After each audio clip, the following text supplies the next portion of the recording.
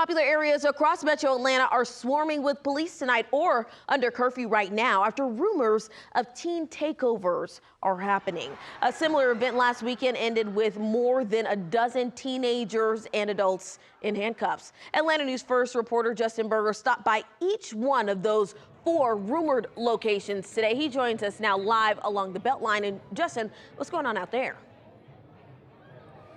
Yes, Sydney. So Atlanta police officers have confirmed to me out here on the Beltline that they have an enhanced presence tonight because of those takeover rumors. You can see one of the police cars here. We've observed about half a dozen near the Krog Street area of the Atlanta Beltline. Now, officers have told me they have confiscated 4 guns. I watched one of those confiscations take place, and I've watched APD officers put multiple people in handcuffs tonight. But like you said, this is not the only place this is happening. We were over at Cumberland Mall in the Battery in Cobb County. A number of law enforcement agencies, including the Cobb County Sheriff's Office Mounted Patrol. Those are sheriff's deputies on horseback making circles around Cumberland Mall. Cobb County Police, Marietta Police, and Georgia State Patrol also seen circling the area. The Battery was a similar scene. A lot of Cobb County police officers. The roads leading up to the stadium were closed. Now, we've talked to a few people here on the Beltline, and many of them have told me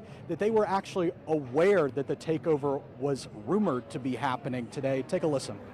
I've never seen so many police cars, so many policemen walking towards the Beltline. It's a different dynamic. It's so crazy to see so many teenagers just out there roaming in the wild. I didn't know that was something that could transpire. I just thought, like, where are the parents, you know? Now, once again, Atlanta police officers telling us they are out here with an enhanced presence trying to deter any activity. We will continue to monitor the goings-on the Beltline tonight. We're live in Atlanta. Justin Berger, Atlanta News First.